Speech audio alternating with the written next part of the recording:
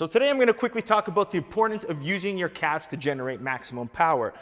In the last episode, I talked about the importance of power coming from the ground and having really strong feet to transfer that power. We don't want that power to get leaked. It needs to go from the feet into the end of our strike. That's the transfer of power we're trying to get. But if there's little leaks, that's loss of power. So we have to make sure everything is in a nice smooth line.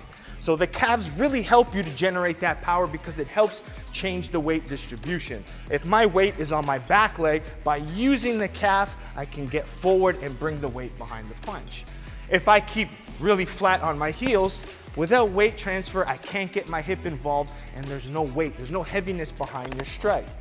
So you see why a lot of fighters bounce, right? It's because our calves are activated at that time. So I can really shoot forward, I can exit fast, I can take angles quickly. So the calves help you change direction quickly as well as give you more power. But let's talk about the subtle details of how we use the calf. So the main thing is the rear calf. In order to get our power going forward, we need our weight to go forward. So whether I'm stepping quickly to close distance, it comes off the rear calf.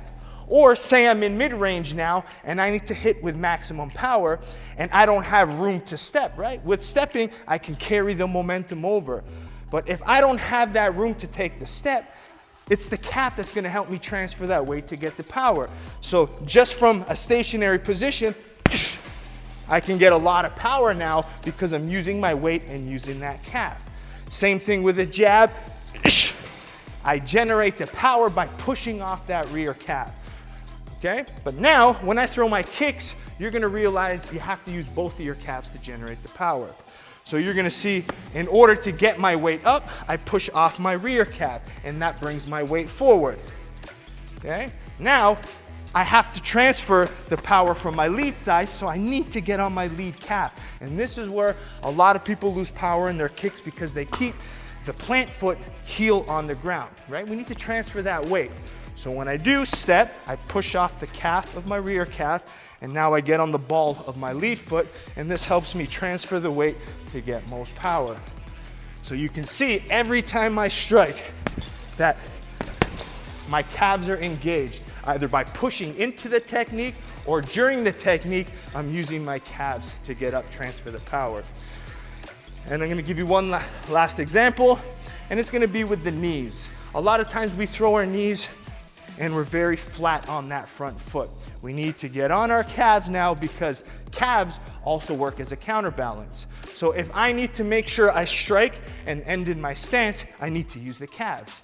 I wanna get maximum power going forward, so I need to push off my rear calf, and I also need to get on the ball of the lead foot. This way I can knee and counterbalance back. So quick review. We need our calves for one, to be able to enter and exit quickly. We also need it to generate maximum power during the technique, as I showed during the punches.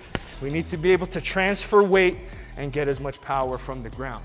And finally, it's a good counterbalance to be able to attack, come back, and be able to defend, right? Fighting is all about managing your distance, being able to hit, and not get hit. For more training on the importance of using your calves, check out episode 2, Defensive versus Offensive Stance, under the Bazooka Kickboxing and MMA Technical Series playlist. Stance means good power, good framework, and I always talk about the house. You're not gonna have a strong house unless you have a good foundation, and it all starts with our footwork. Bazooka Joe Valtellini!